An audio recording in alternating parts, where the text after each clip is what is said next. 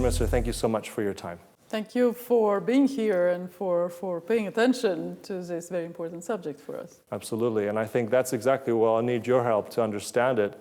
So your own journey as a diplomat, one of the foremost diplomats of your country, and now representing Latvia, how important was that transition, that change for Latvians to join the European Union? Well, my own journey, it's a generational journey. I finished university in 1990, just when Latvia was regaining independence, and some of our professors in the law school were also leaders of the National Popular Front.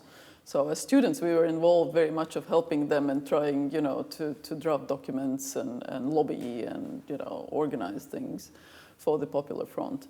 And through that also I became more sort of aware of overall international situation and the overall sort of roles that other countries played in that process.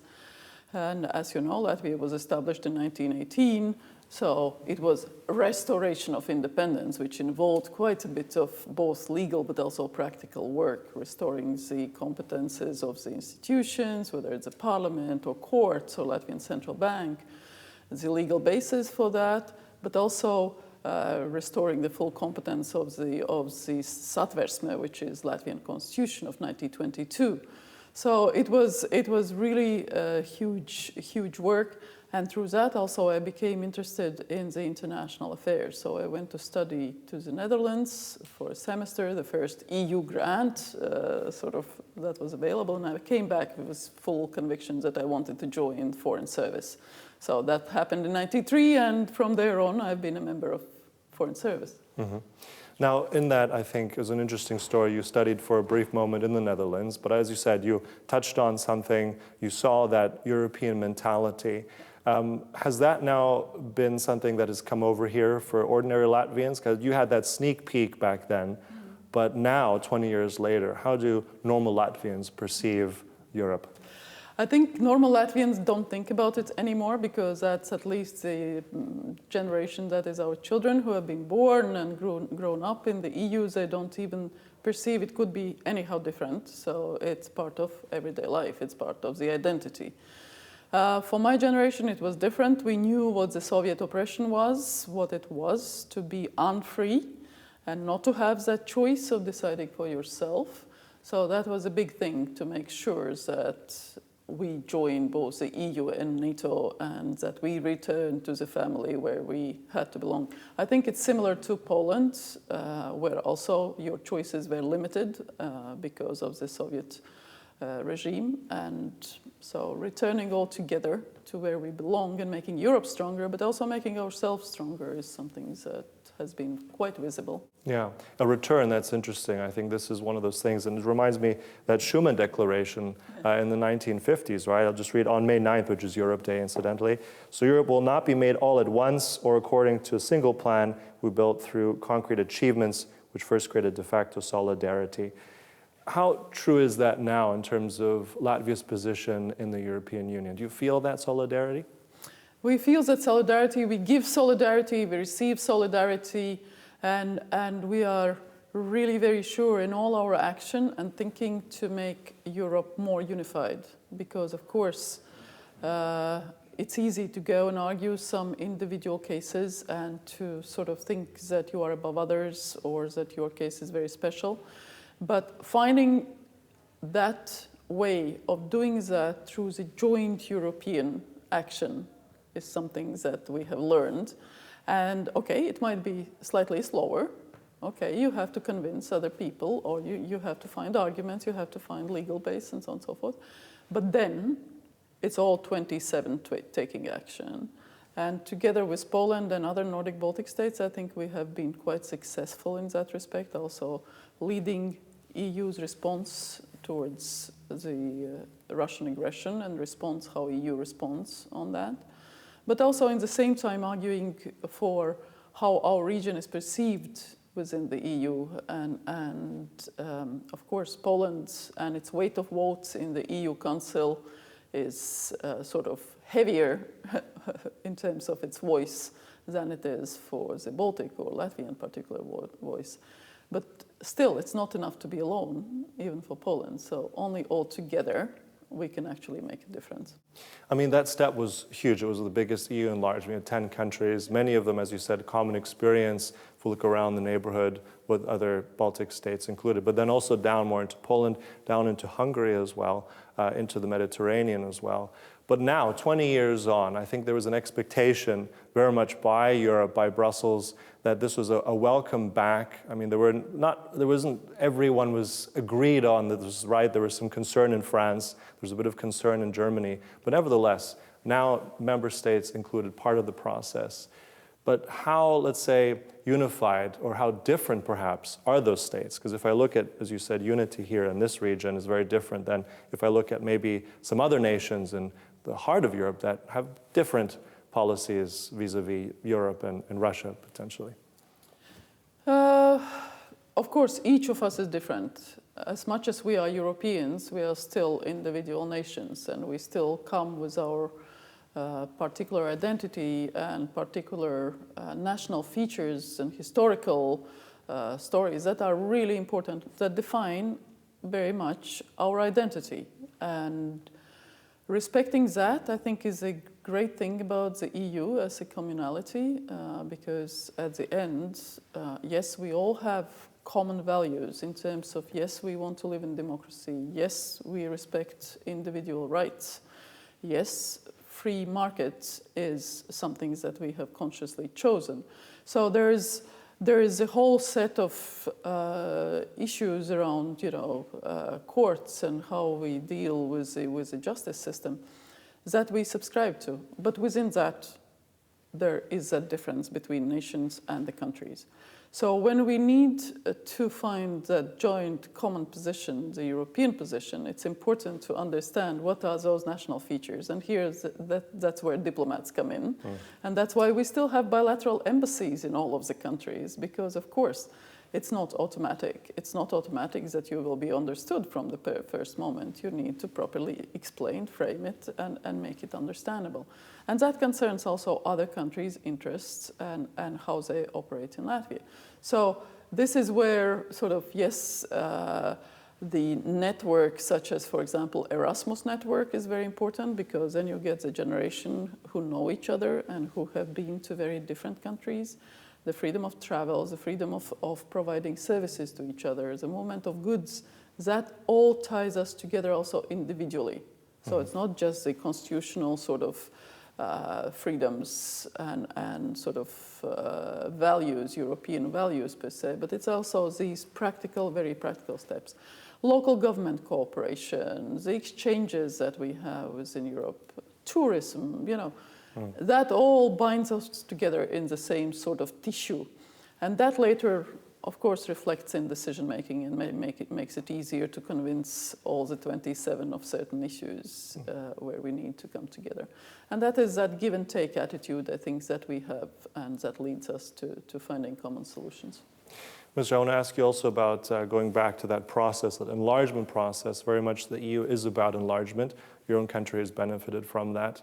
But at the same time, this is something now being discussed again. Now, enlargement in several countries, let's say also for Ukraine, for instance. Now, that process, I think for your country, those over 35 acquis, right? These long chapters, which take on average 10 years. I mean, it's not fast to get into the European Union. But some have said, I know you've come back from Kiev recently as well. I know that there's a very strong link and personal conviction that Latvia and you have to helping Ukraine.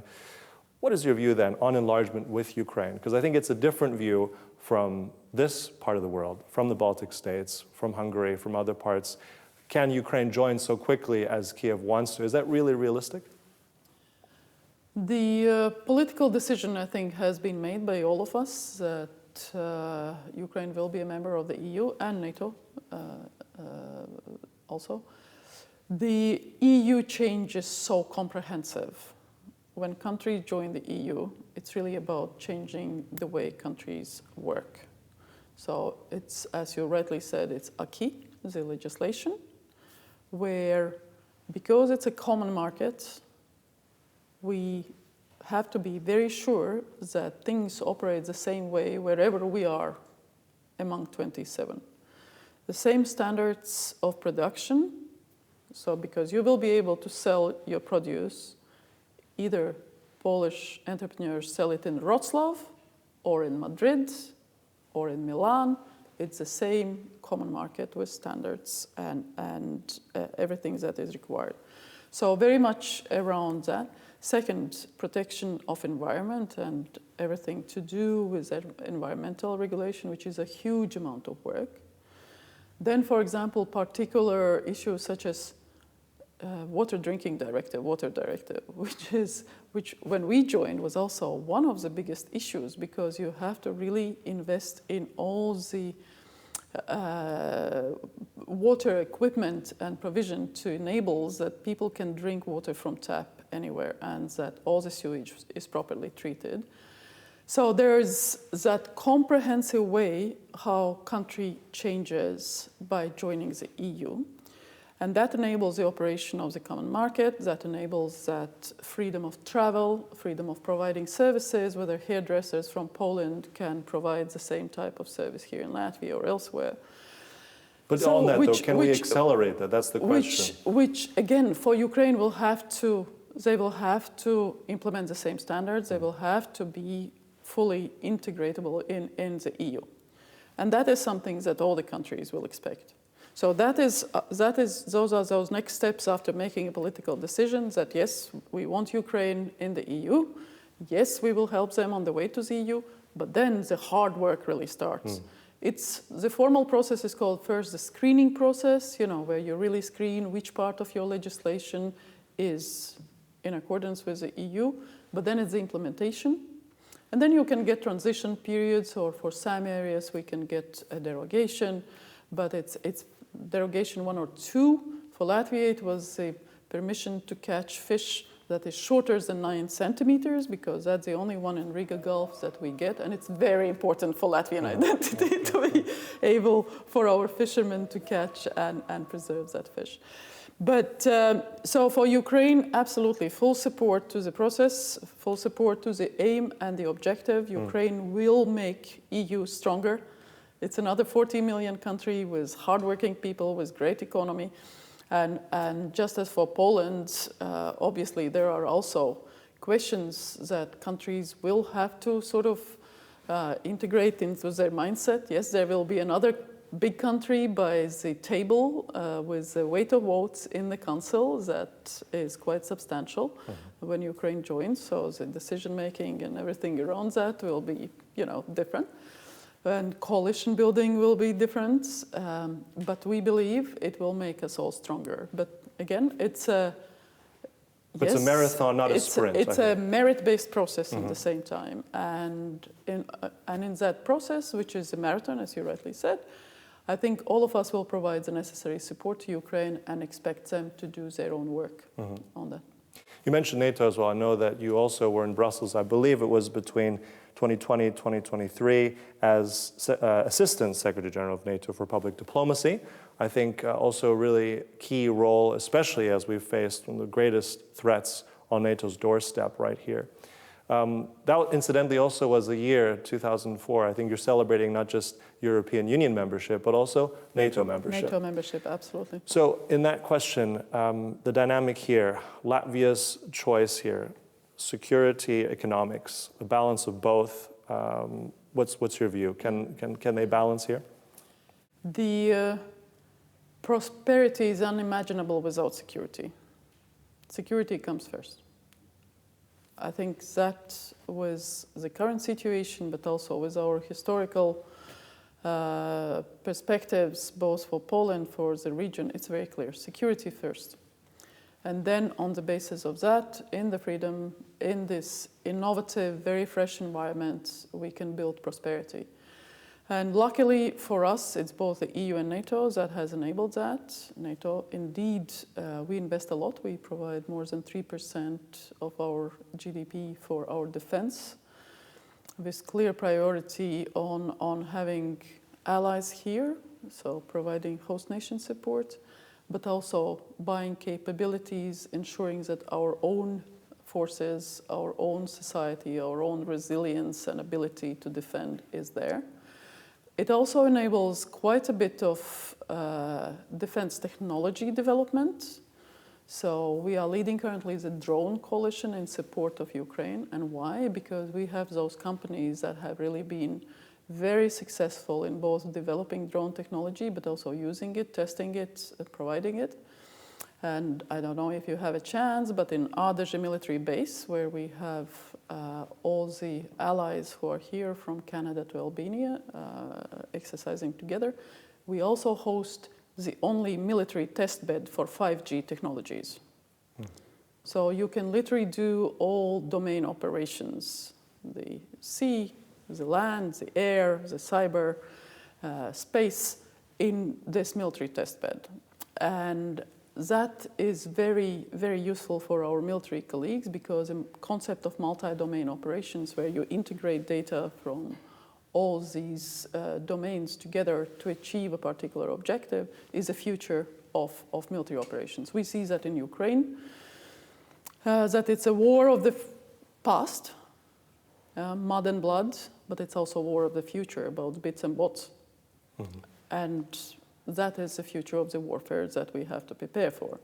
So both NATO, that makes us stronger, but also our contribution through these defense technologies, through these future types of warfare, integrating Ukraine's lessons learned, providing support to Ukraine, and making sure that Ukraine is victorious in its freedom fight. Yeah, and I think also key points, economics and also security. Now let's wrap up, because at the beginning you were one of the first, as you said, in Groningen with that special first moment of seeing how Europe is, studying abroad, almost Erasmus style at the very beginning. At that point, you probably couldn't imagine what would happen to your country. Now, fast forward, we're here, 20 years later, after EU accession, after NATO accession. In your mind, where is Latvia and the region, the EU, going to be in the next 20 years? That's a very good question. There are those forces outside us who would like us to separate and become weaker. I don't think that is going to happen. I think the political will, the belief in ourselves is so strong that both within the EU and NATO, but also within the wider international community, there is a clear understanding that we have to lead that positive change. That playing by the rules that we agree is crucially important.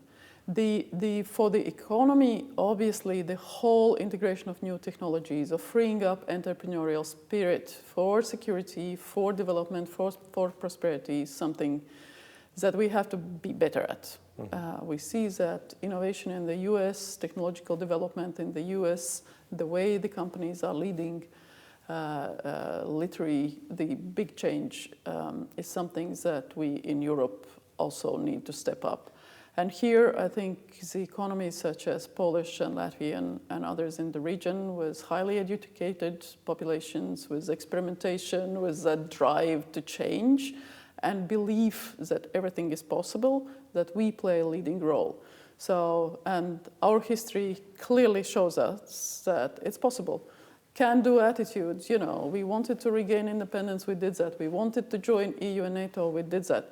We wanted to be rich and prosperous and secure, and we are doing that. And the same for the future. So in 20 years, we'll be more secure, more prosperous, and more friendly towards each other, as a region, as Latvia, as Poland, and everybody else.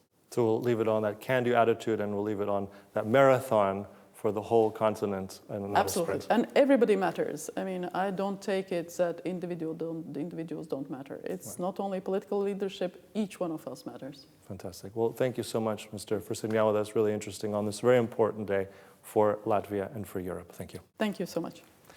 And thank you for watching. That's Sasha Farbach for TVP World in Riga.